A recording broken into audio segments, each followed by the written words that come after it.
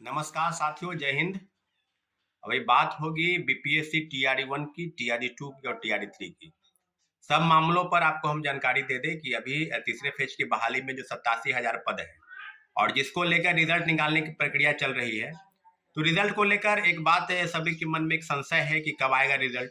और मुझे लगता है कि छठ पूजा के पहले 1 to 5 और 6 to 8 जो रोस्टर क्लियरेंस है के मामले में कि 50% आरक्षण के तहत जो है रिजल्ट निकलेगा। इसके तहत सारी प्रक्रिया जो है वो संभवतः बीपीएससी द्वारा शिक्षा विभाग को भेजी गई है। बीपीएससी ने नोटिस के द्वारा ये भी कहा है कि रोस्टर क्लियरेंस शिक्षा विभाग का मामला और शिक्षा विभाग ने तमाम जिला शिक्षा पदाधिकारियों को, डीपीओ और डीपीएम को पत्र लिखकर ये सूचित किया है कि लगातार आप जो रोस्टर क्लियरेंस है उसको क्लियर कीजिए ताकि रिजल्ट के प्रकाशन में किसी प्रकार का विलंब न हो साथियों। तभी रोस्टर क्लियरेंस में पूरी तरीके से क्या सच्चाई है, क्या अफवाह है, लेकिन 1 to 5 और 6 to 8 का मुझे लगता है रोस्टर क्लियरेंस शिक्षा विभाग को मिला है। और 9, 10 और 11, 12 का रोस्टर क्लियरेंस जो है उसके मामले में भी।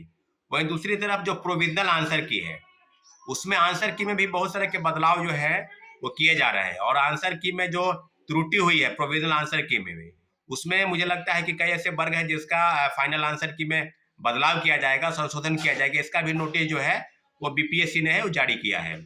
तो 2-3 तरह के बदलाव। एक आपको हम महत्वपूर्ण जजमेंट जो है वो सुप्रीम कोर्ट के आदेश के आलोक में आपको बता दें कि सुप्रीम कोर्ट ने स्पष्ट कहा है कि जब नोटिफिकेशन किसी भी प्रकार से जो आवेदन चिन्हित किए जाते हैं, आवेदन लिए जाते हैं किसी भी विभाग द्वारा, उसमें ये नोटिफिकेशन के बाद किसी भी प्रकार के संशोधन होते हैं तो वो संशोधन जो है मान्य नहीं होंगे। ऐसा गाइडलाइन माननीय उच्चतम न्यायालय ने स्पष्ट तौर पर अभी हाल में ही कहा है।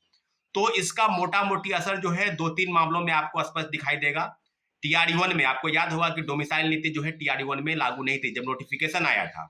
और उसके बाद एक इंडिया गठबंधन की बैठक पटना में आयोजित थी और उसके बाद इंडिया गठबंधन की जब बैठक आयोजित हुई तो उसमें माननीय मुख्यमंत्री की तरफ से एक निर्देश आया कि डोमिसाइल नीति जो है वो लागू होगा। और डोमिसाइल नीति लागू करने के बाद पूरे बिहार में, पूरे प्रदेश में डोमिसाइल नीति के खिलाफ में एक बहुत बड़ा प्रोटेस्ट आंदोलन की शुरुआत हुई थी। और उसके बाद ये बात हुआ था कि डोमिसाइल नीति को हटाना जरूरी है। और डोमिसाइल नीति पर सरकार प्रतिबद्ध थी कि हम देश के तमाम राज्यों के लोगों को भी बिहार में नौकरी देंगे। परंतु जिस प्रकार से डोमिसाइल नीति के तहत जिस प्रकार से रणनीति बनाई गई कि कहीं ना कहीं उसका एक पॉलिटिकल माइलेज लेना था, पॉलिटिकल चीजों का उसका लाभ मिलने का जैसा था, परंतु लोकसभा चुनाव में हुआ नहीं। और ये चीज का खमियाजा जो है बिहार के शिक्षकों का, अभ्यर्थी और बिहार के नौजवानों बेरोजगारों को झेलना पड़ा, क्योंकि टीआरई 1 और टीआरई 2 में दोनों में डोमिसाइल नीति लागू है। आज हम लोग बात करेंगे फिर टीआरई 4 में कि क्या डोमिसाइल नीति लागू होगी। और डोमिसाइल नीति पर टीआरई 1 टीआरई 2 ही नहीं, लगातार टीआरई 3 में भी इस तरह की चीजें की गई।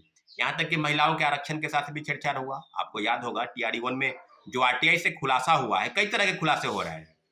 आपको याद होगा कि 1 to 5 यानी प्राथमिक शिक्षक बनने के लिए जो महिलाओं के आरक्षण है वो 35% बिहार की मूल कोटि की महिलाओं को मिलनी चाहिए, परंतु आरक्षण का लाभ उन्हें नहीं मिला। और लगता 17,000 महिलाओं को नौकरी में से 10,000 से ज्यादा किसी दूसरे स्टेट की महिलाओं को नौकरी मिली। अभी कई राज्य के उदाहरण है। सीटेट के मामले में भी स्पष्ट तौर पर कहा गया है कि 42,000 फर्जी शिक्षक टीआरई 1 और टीआरई 2 दोनों में बहाल है।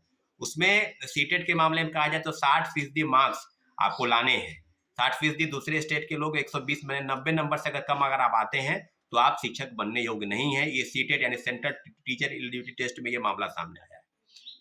दूसरी तरीके से कहा जाए सुप्रीम कोर्ट का एक और फैसला आया है, वो फैसला है एनआईओएस डीएलएड के मामले को लेकर साथियों।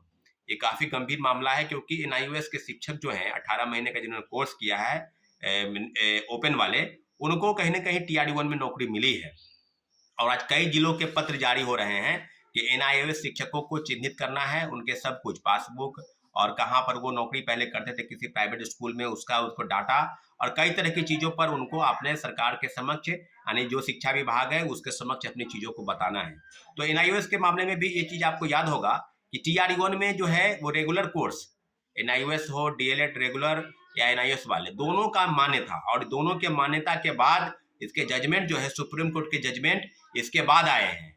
तो कहीं ना कहीं इस मामले में भी असर पड़ने की उम्मीद थी कि, लेकिन दूसरे तरीके से अगर सुप्रीम कोर्ट का इस फैसले का आलोक में अगर जवाब कहा जाए तो कहीं ना कहीं ये बात चिन्हित होता है कि सुप्रीम कोर्ट का फैसला जो आया है वो एनआईओएस डीएलएड के मामले में वो बाद में आया है, नोटिफिकेशन में जिक्र पहले है। तो दो तरह के मामले, एक एनआईओएस डीएलएड के मामले पर जहां पर 18 महीने के कोर्स को चुनौती दी गई थी कि नहीं ये मान्य नहीं होंगे, उसको लिए सुप्रीम कोर्ट का गाइडलाइन। और दूसरे तरीके से कहा जाए तो डोमिसाइल नीति के तहत, तो डोमिसाइल नीति फर्जीवाड़े तरीके से कई राज्यों के लोग बनाकर बहाल है। और आज सीटेट के मामले में भी अगर कहा जाए तो दूसरे प्रदेश के लोग जो है वो सीटेट के मामले में 90 नंबर से कम लाकर जो है बहाल है, उनको बाहर करने के बाद जो है किया जा रहा है। और कई जिलों की सूची जो है उनके पास आई भी है, एनआईओएस के मामले में भी, आपको ये डीएलएड के मामले में भी, वही दूसरे तरीके से कहा जाए तो डोमिसाइल के सर्टिफिकेट के में भी बहुत तरह के फर्जीवाड़े जो है वो सामने आए हैं। तो साथियों, अब पूरी तरीके से बहाली की प्रक्रिया अगर कहा जाए तो TRE-1 और TRE-2 वो दोनों में अगर बात की जाए तो हम लोग पहले से कहते आए हैं कि 1 कैंडिडेट 1 रिजल्ट और डॉक्यूमेंट का वेरिफिकेशन पहले हो।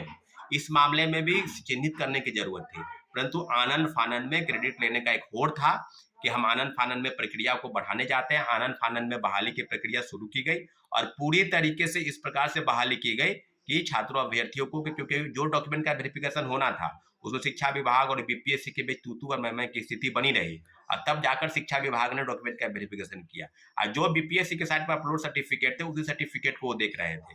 तो पूरी तरीके से बड़े पैमाने पर फर्जी लोग बहाल हो गए। दिव्यांग प्रमाण पत्र कई राज्यों में, झारखंड में, उत्तर प्रदेश में 5-5 हजार में बन रहे हैं।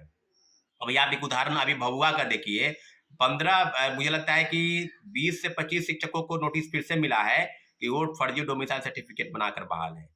तो ये 20 तरह की चीजें हुई कि उत्तर प्रदेश से जो नजदीक के जिले हैं, सिवान, उसके बाद भभुआ, कैमूर, रोहतास, आरा, बक्सर और कई जिले ऐसे हैं जो उत्तर प्रदेश के बगल के हैं, उनमें कहीं ना कहीं डोमिसाइल सर्टिफिकेट फर्जी बनाकर लोग बहाल हुए हैं। तो साथियों, डोमिसाइल नीति हो, डीएलएड के मामले हो, एनआईओएस के मामले, और दूसरे तरीके से इस तरह के सुप्रीम कोर्ट का जजमेंट, जो सुप्रीम कोर्ट का जजमेंट है उसमें स्पष्ट तौर पर ये जिक्र है कि कोई भी फैसला होगा उसके पहले अगर नोटिफिकेशन जारी है तो उस पर ये लागू नहीं होगा। तो साथियों, बड़े पैमाने पर TRE-1 TRE-2 में बहाली की प्रक्रिया में धांधली हुई है। वही TRE-3 में हम लोग लगातार मांग कर रहे हैं कि डॉक्यूमेंट का वेरिफिकेशन पहले हो और 1 कैंडिडेट 1 रिजल्ट। इसलिए मांग इसलिए है क्योंकि कोई भी पद खाली नहीं रख दिया, क्योंकि 87,000 पदों पर बहाली निकाली गई है।